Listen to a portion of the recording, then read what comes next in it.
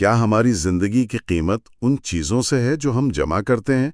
ڈگریاں، گاڑیاں، social media پر followers, یا اس کا تعلق اس سے ہے کہ ہم کون ہیں اور اندر سے کیا بن رہے ہیں؟ آج ہم اسی سوال کے بالکل دل میں اتر رہے ہیں، اور ہمارے رہنما ہیں شہرہ آفاق مفکر ایرک فرام۔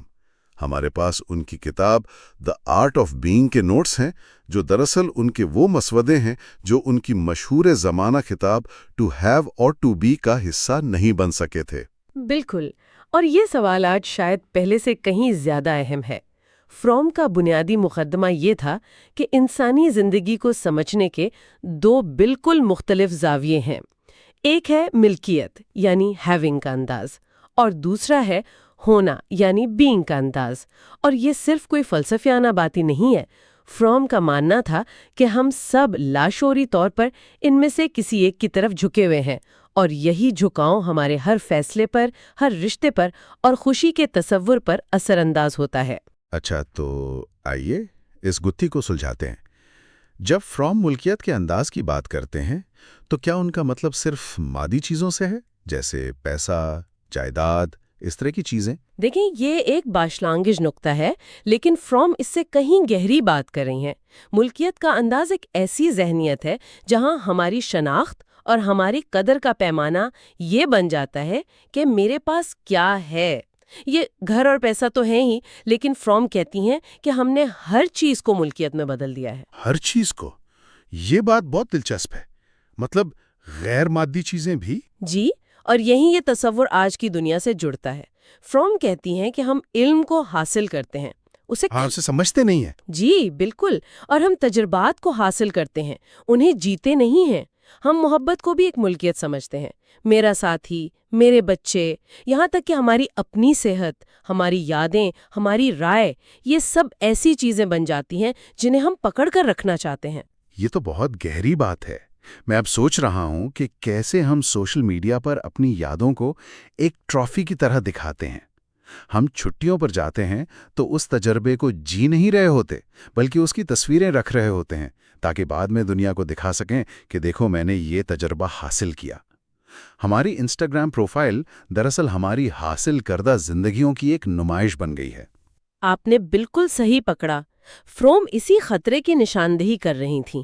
اس انداز فکر میں مسئلہ یہ ہے کہ ہماری ذات کا انحصار ان بیرونی چیزوں پر ہو جاتا ہے۔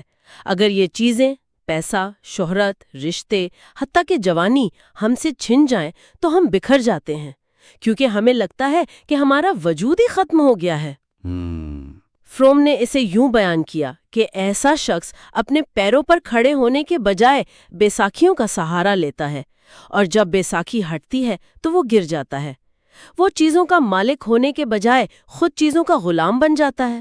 یہ ملکیت کا انداز تو بہت مایوس کن لگتا ہے۔ ایسا لگتا ہے جیسے ہم ایک ایسے چکر میں پھنس گئے ہیں جہاں ہم جتنا زیادہ حاصل کرتے ہیں اتنا ہی خالی محسوس کرتے ہیں۔ کیا فرام اس سے نکلنے کا کوئی راستہ بتاتی ہیں؟ یقیناً کوئی متبادل ہوگا۔ جی، اور وہی ان کی فکر کا مرکز ہے۔ متبادل ہے ہونے کا انداز، یعنی بینگ موڈ۔ یہ زندگی کو ملکیت کے بجائے تجربے اور وجود کے طور پر دیکھنا ہے۔ اس انداز میں خوشی چیزیں جمع کرنے میں نہیں، بلکہ اپنی اندرونی صلاحیتوں کو زندہ کرنے اور استعمال کرنے میں ہے۔ اندرونی صلاحیتیں؟ جیسے محبت کرنے کی صلاحیت، تنقیدی سوچ کی صلاحیت، تخلیق کرنے کی صلاحیت، ہمدردی محسوس کرنے کی صلاحیت۔ فرام کہتی ہیں کہ یہ وہ طاقتیں ہیں جو بازار میں نہیں ملتی اور نہ ہی انہیں ذخیرہ کیا جا سکتا ہے۔ ان کی خاصیت یہ ہے کہ یہ بانٹنے اور استعمال کرنے سے بڑھتی ہیں، کم نہیں ہوتی۔ جس طرح پیسہ خرچ کرنے سے کم ہوتا ہے، محبت اور علم بانٹنے سے مزید گہرے ہوتے ہیں۔ صحیح۔ ہونا ایک مسلسل عمل ہے، کوئی آخری منزل نہیں۔ یہ زندہ رہنے، بدلنے اور بڑھنے کا نام ہے۔ تو ایک طرف ایک جامد زندگی ہے جو ملکیت پر کھڑی ہے، اور دوسری طرف ایک متحرک زندگی جو مسلسل نشوونما پا رہی ہے۔ یہیں سے خوشی کا سوال بھی جڑتا ہوگا۔ ہمارا معاشرہ تو یہی کہتا ہے کہ زیادہ چیزیں مطلب زیادہ خوشی۔ فرام اس بارے میں کیا کہتی ہیں؟ فرام خوشی کے اس پورے جدید تصور کو چیلنج کرتی ہیں۔ وہ کہتی ہیں کہ پہلے ہمیں یہ سمجھنا ہوگا کہ ضرورت یا نیڈ کیا ہے۔ وہ اس کے دو بالکل مختلف نظریات پیش کرتی ہیں۔ پہلا نظریہ جو آج کل سرمایہ دارانہ نظام کی بنیاد ہے وہ موضوعی یعنی سبجیکٹو ہے۔ اچھا، یعنی ضرورت وہ ہے جس کی آپ شدت سے خواہش کریں۔ اگر آپ کو کسی نئی گاڑی کی خواہش ہے تو وہ آپ کی ضرورت ہے، اگر آپ کو سارا دن ویڈیو گیمز کھیلنے کی خواہش ہے تو وہ آپ کی ضرورت ہے۔ اور اس نظریے کے مطابق خوشی بس ان خواہشات کو پورا کرنے کا نام ہے، چاہے وہ خواہش کوئی عظیم فن پارہ تخلیق کرنے کی ہو یا کسی کو نیچا دکھانے کی، اس سے فرق نہیں پڑتا۔ بالکل، یہ نظریہ اخلاقی طور پر غیر جانبدار ہے، لیکن فروم اس نظریے کو رد کرتی ہیں۔ وہ دوسرے نظریے کی حمایت کرتی ہیں جو معروضی یعنی آبجیکٹو ہے۔ یہ نظریہ یہ سوال کرتا ہے کہ کیا کوئی خواہش انسان کی فطرت، اس کی نشوونما اور اس کی بھلائی کے لیے فائدہ مند ہے یا نقصان دہ؟ ایک منٹ، لیکن یہ کون طے کرے گا کہ انسان کی حقیقی یا معروضی ضروریات کیا ہیں؟ کیا یہ خطرناک نہیں ہے کہ کوئی ایک شخص یا گروہ دوسروں کے لیے خوشی کی تعریف کرے؟ یہ تو آمریت کی طرف لے جا سکتا ہے۔ یہ ایک بہت اہم اور جائز سوال ہے۔ فروم اس کا جواب دینے کے لیے آمریت کی طرف نہیں بلکہ انسانی فطرت کی سائنس کی طرف دیکھتی ہیں۔ وہ یہاں ایک مالی یعنی گارڈنر کی بہت خوبصورت مثال دیتی ہیں۔ اچھا، ایک ماہر مالی جانتا ہے کہ گلاب کے پودے کو بہترین پھول دینے کے لیے کس قسم کی مٹی، کتنی دھوپ، نمی اور درجہ حرارت کی ضرورت ہے۔ وہ پودے پر اپنی مرضی مسلط نہیں کر رہا بلکہ وہ پودے کی فطرت کو سمجھ کر اس کی نشوونما کے لیے بہترین حالات فراہم کر رہا ہے۔ فروم پوچھتی ہیں کہ اگر ایک پودے کی صحت مند نشوونما کے لیے موضوعی اصول ہو سکتے ہیں تو انسان کے لیے کیوں نہیں؟ تو ان کا کہنا ہے کہ جیسے جسمانی صحت کے موضوعی اصول ہیں کہ زہر کھانا نقصان دہ ہے اور متوازن غذا فائدہ مند، اسی طرح ذہنی اور روحانی صحت کے بھی اصول ہونے چاہیے۔ بالکل، فروم کا کہنا ہے کہ تمام عظیم روحانی اور انسانیت پسند اساتذہ، چاہے وہ بدھا ہوں، عیسیٰ ہوں، سقراط ہوں یا اسپینوزا، وہ سب انسانی فطرت کے گہرے مطالعے کے بعد زندگی کے کچھ بنیادی اصولوں پر متفق نظر آتے ہیں۔ ان سب کے نزدیک اصل مقصد لالچ، نفرت اور فریب پر قابو پانا اور محبت، ہمدردی اور عقل کو فروغ دینا ہے۔ حقیقی خوشی ان خواہشات کی تکمیل میں ہے جو ہمیں مکمل انسان بننے میں مدد دیں، نہ کہ ان خواہشات میں جو ہمیں بکھیر دیں اور دوسروں سے الگ کر دیں۔ اگر ہونا اتنا ہی فطری اور اہم ہے اور اس کی راہ اتنی واضح ہے تو پھر ہم اس سے اتنے دور کیوں ہیں؟ ایسا کیوں ہے کہ ہمارا پورا معاشرہ ملکیت کے انداز میں جکڑا ہوا ہے؟ فروم یقیناً اس راستے کی رکاوٹوں کی بھی بات کرتی ہوں گی۔ جی، اور وہ انہیں عظیم فریب یعنی گریٹ شیمز کا نام دیتی ہیں۔ یہ وہ دھوکے ہیں جو ہمیں ہونے کے راستے سے بھٹکاتے ہیں۔ ان میں سب سے بڑا فریب جس پر فروم نے گہری تنقید کی وہ ہے روحانیت کی تجارت۔ روحانیت کی تجارت؟ اس سے کیا مراد ہے؟ اس سے مراد وہ تمام گروہ، تحریکیں اور نام نہاد گرو ہیں جو خود شناسی، روشن خیالی اور خوشی کا وعدہ تو کرتے ہیں لیکن اسے ایک تجارتی پروڈکٹ کی طرح بیچتے ہیں۔ وہ آسان اور فوری نتائج کا لالچ دیتے ہیں۔ فروم نے خاص طور پر ٹرانسینڈنٹل میڈیٹیشن یعنی TM کی مثال دی جو ان کے زمانے میں بہت مقبول تھی۔ انہوں نے کہا کہ کیسے ایک قدیم اور گہرے روحانی عمل کو پیکج بنا کر بیچا جا رہا ہے جیسے کوئی شیمپو یا صابن ہو۔ ان کا وعدہ ہے کہ آپ کو بغیر کسی محنت، بغیر کسی قربانی اور بغیر اپنی زندگی میں کوئی حقیقی تبدیلی لائے بس دن میں 2 بار 20 منٹ کا منتر پڑھنے سے نجات مل جائے گی۔ یہ تو آج کی ویلنس انڈسٹری پہ بھی بالکل فٹ بیٹھتا ہے۔ وہ فائنڈ یور بلیس والی مہنگی ورکشاپس یا لائف کوچز جو آپ کو 5 آسان اقدامات میں خوشی بیچنے کا وعدہ کرتے ہیں۔ یعنی لوگ نجات تو چاہتے ہیں لیکن اس کے لیے جو محنت اور نظم و ضبط درکار ہے اس سے بھاگتے ہیں۔ بالکل یہی نقطہ ہے۔ یہ محنت نہیں تو فائدہ نہیں کہ اصول کو نظر انداز کرنے کی کوشش ہے۔ ہونے کا فن محنت، صبر اور خود شناسی کا تقاضا کرتا ہے۔ یہ کوئی انسٹنٹ نوڈلز نہیں ہے۔ دوسرا بڑا فریب جسے فروم نے بے نقاب کیا وہ اینٹی اتھارٹیرینزم یعنی حاکمیت مخالف ہونے کا دکھاوا ہے۔ یہ تھوڑا پیچیدہ ہے۔ کیا ان کا مطلب یہ ہے کہ ہمیں ظالم حکمرانوں کے خلاف نہیں لڑنا چاہیے؟